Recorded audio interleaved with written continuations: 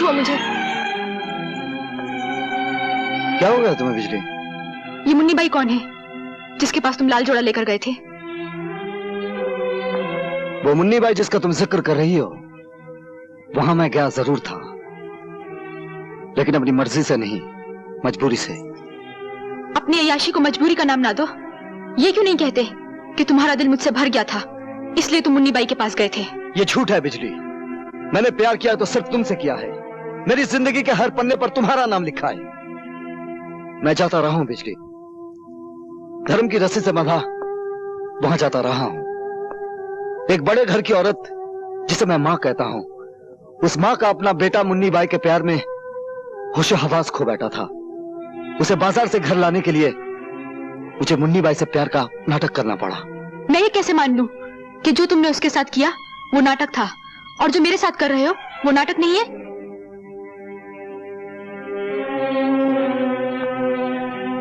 मेरी आंखों में आंखें डालो और होंठों पे होंठ, तो मैं खुद ब खुद पता चल जाएगा कि मैं सच कह रहा हूं या झूठ।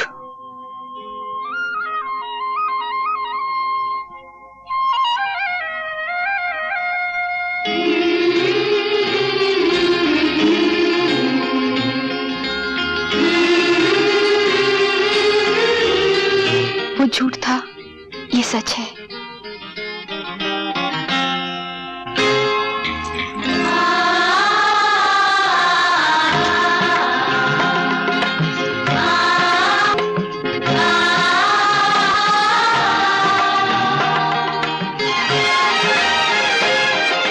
अब तो यकीन आया ना, मैंने उसे जो कुछ भी दिया था वो छलावा था। वो सुहाग की साड़ी, वो मांग का सिंदूर, वो लाल चूड़ियां।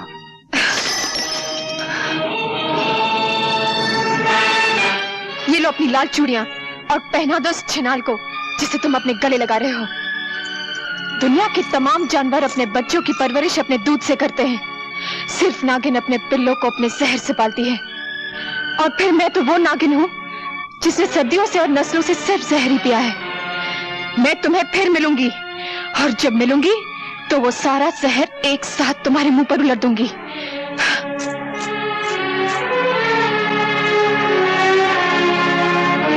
शक्ति सिंह, तुम? और यहाँ? हाँ शक्ति सिंह, तुम हमेशा चल के मेरे पास आया करते थे, लेकिन आज मैं खुद तुम्हारे पास आई हूं।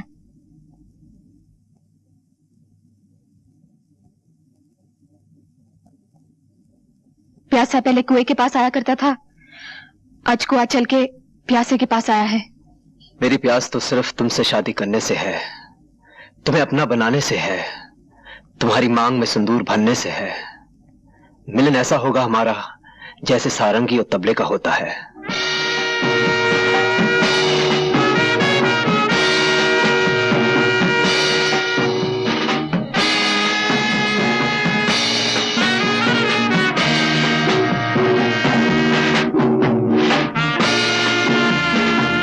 ये मिलन जरूर होगा शक्ति सिंह। मैं अपना हुस्न, अपनी जवानी, जो कुछ भी मेरे पास है, सब कुछ तुम्हारे कदमों में रख दूंगी। लेकिन इससे पहले तुम्हें मेरे लिए एक छोटा सा काम करना होगा। तुम काम बोलो मुन्नी बाई, तुम्हारे मुंह से जो बात निकलेगी पूरी की जाएगी। मैं चाहती हूँ एक बार, सिर्फ एक बार रवि को मेरे सामने खड़ा कर दो। उसके हाथ और उसके पांव पर इख्तियार तुम्हारे होंगे, लेकिन इसके जान पर हक सिर्फ मेरा होगा, सिर्फ मेरा। समझ लो मुन्नी बाई, तुम्हें तुम्हारा हक मिल गया।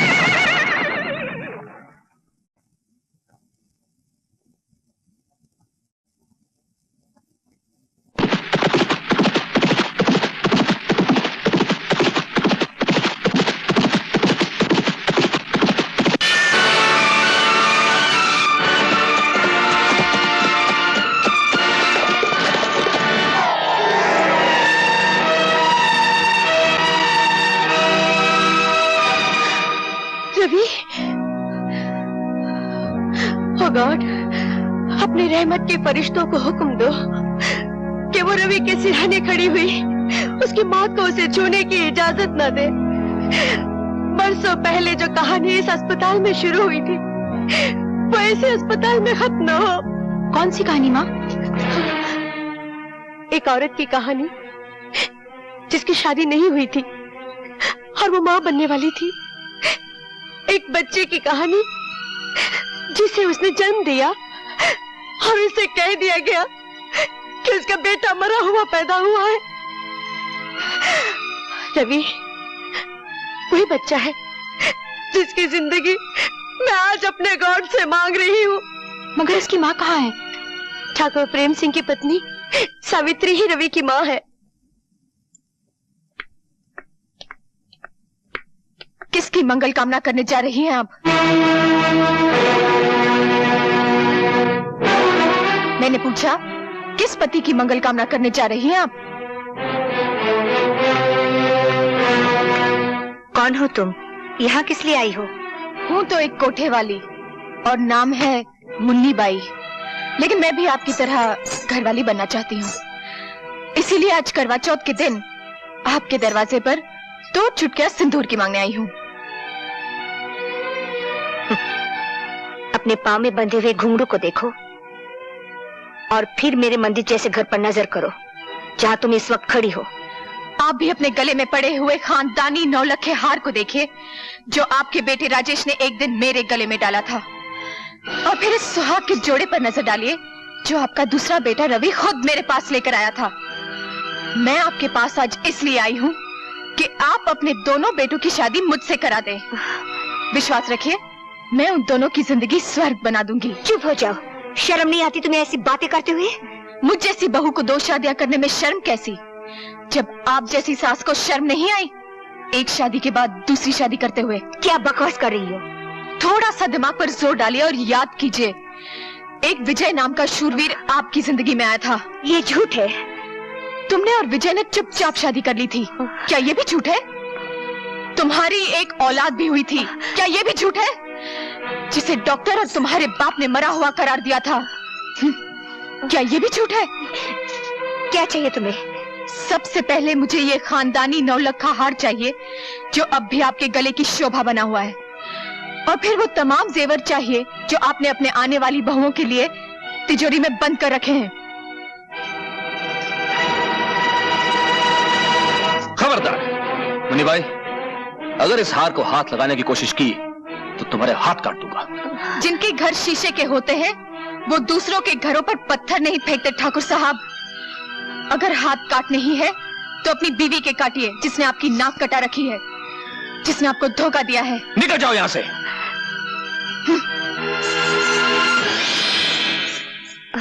अब मैं तुमसे पूछता हूँ सावित्री, जो कुछ इसने कहा क्या वो सच है? इतना बड़ा सच छुपाया तुमने मुझसे, अपने पति से जिसे तुम परमेश्वर मानती थी? मैं पूछता इतना खूबसूरत धोखा क्यों किया तुमने मेरे साथ? क्यों किया? आखिर क्यों? वक्त से बढ़कर धोखेबाज और कोई नहीं होता। जो सच्चाई कड़वी हो उसे छुपाना कोई पाप नहीं है। जो सच्चाई बोलने से घर में आग लग जाए उसे ना बोलना ही ठीक है। मरते वक्त मेरे पिताजी ने मुझसे ये वचन लिया था, पर आज जब आप सब कुछ जान गए हैं तो और एक सच्चाई भी जान लीजिए। मेरे स्वर्गीय पति की संतान रवि है।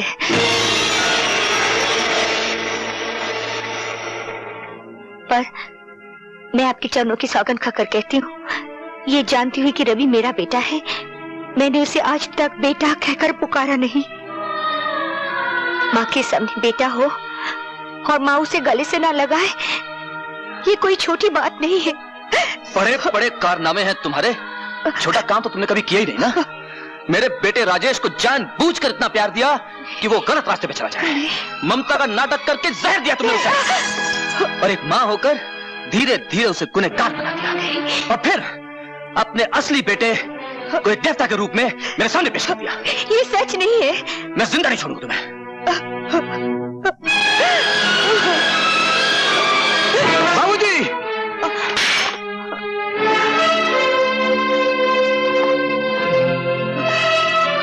उठो मां।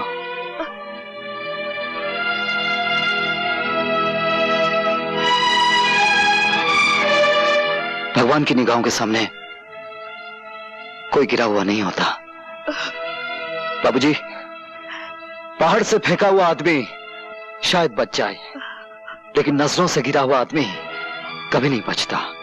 और आज आप मेरी नजरों से गिर गए। रवि, मैं इतना ऊंचा नहीं सुनता कि गिरे हुए आदमी की बात ना सुन सकूं।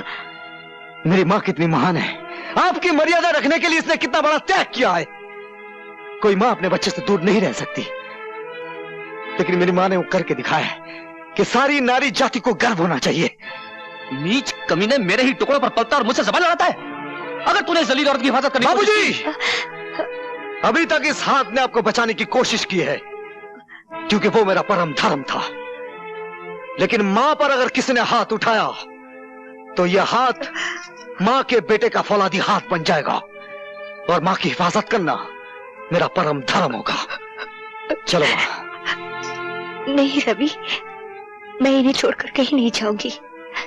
मैं इस घर में डोली में बैठ कर आई थी, अब तो इस घर से मेरी मिट्टी उठेगी। मेरे लिए तुम मिट्टी ही हो, जब चाह उठ जाओ। सुना मां, लेकिन मेरे रहते हुए उन लोगों की मिट्टी उठेगी जो तुम्हारी मिट्टी खराब करना चाहते हैं। चलो।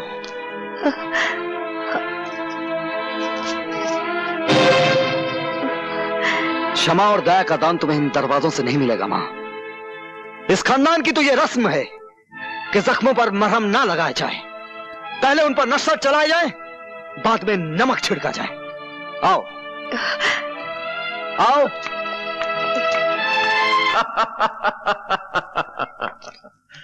शाबाश मुन्नी भाई, शाबाश।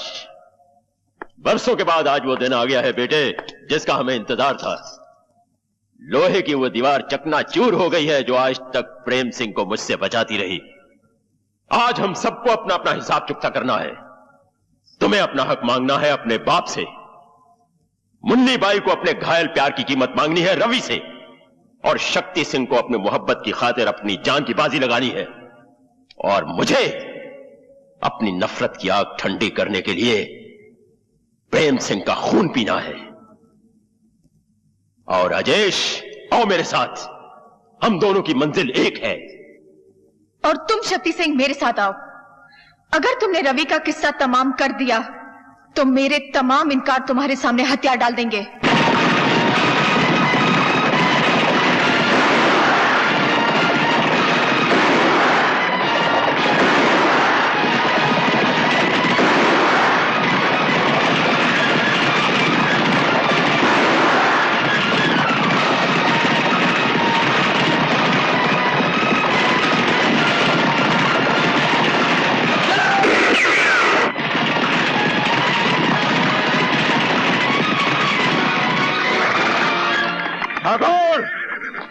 बाहर निकल और सामना कर अपनी मौत का, जिसने तुझे बरसों ढूंढा है और आज तेरे दरवाजे पर आ पहुंची है। ये क्यों नहीं कहता कि तू खुद मौत के दरवाजे पे आ गया है?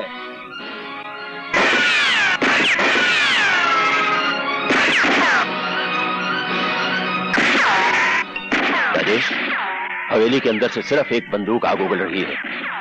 तुम हवेली के चप्पे चप्पे से वाकिफ हो, हवेली का खुफिया रास्ता बताओ। रवि, आज फिर किसी जगह जुल्म की आंधी उठी होगी, किसी सुहागन का सिंदूर खतरे में पड़ गया होगा। बेटा, तू जल्दी जा, जल्दी जा।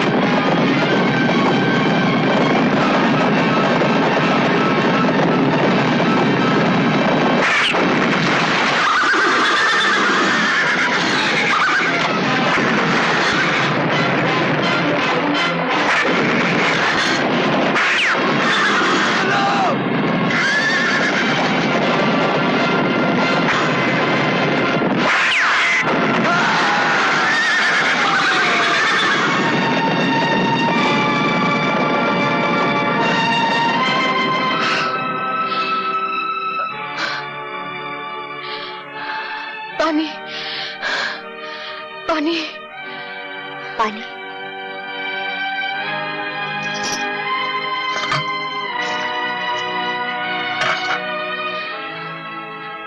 पानी। उठो बेटी, ये लो पानी पी लो।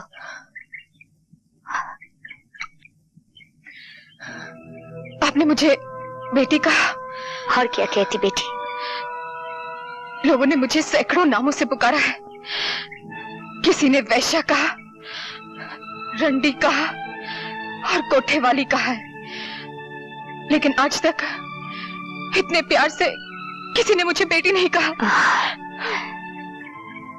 बेटी, लोगों ने हमें ये सब नाम दिए हैं और इन लोगों ने हमें पत्नी भी कहा, बीवी भी बनाया, बहन भी बनाया।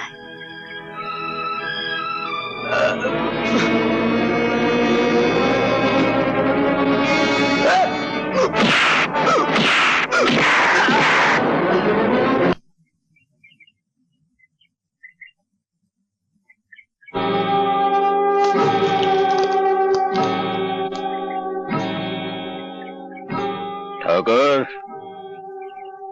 याद है मैंने तुमसे कहा था कि तुमने मेरी एक आंख ली है, तुम्हें अपनी दोनों आंखों के साथ साथ जान से भी हाथ धोना पड़ेगा। कहां है तुम्हारा वो परम धर्म वाला जिसके बलबूते पर तुम इतना उछलते थे? इंतकाम की जो भट्टी मैंने अपने सीने में परसों से तपाए रखी है, मैं चाहता तो था कि उसके अंगारे अपने हाथों से तुम्हारे बाप के मुंह पर उड़ेल दूं। क्योंकि मैंने तुम्हें अपना बेटा कहा है, इसलिए यह हक मैं तुम्हें देता हूं। ये लो पिस्तौल और उतार दो सारी की सारी गोलियां अपने बाप के सीने में, जिसने तुम्हें जायदाद नहीं दी, दौलत नहीं दी, बाप का प्यार नहीं दिया, दी है तो सिर्फ मुंह भरकर गालियां और जमाने भर की ठोकरें। चलाओ गोली और खत्म कर दो इस बाप बेटे के झूठे नाटक को हमेशा के लिए।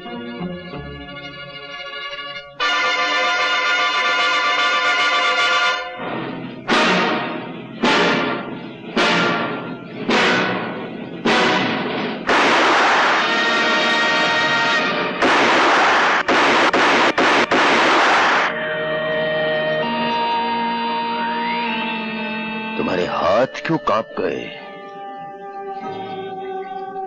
सांस क्यों उखड़ गई? हाँ?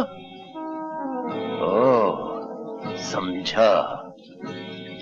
शायद वो बुज़दिली तुम में वापस आ गई है जो तुम्हें अपने बाप से खून में मिली थी। जा जाकर बैठ जा अपनी बाप की गोद में। राजेश, राजेश। और अब देख ठाकुर, जब एक मर्द निशाना बांधता है तो उसका शिकार कैसे तड़प तड़प कर मरता है।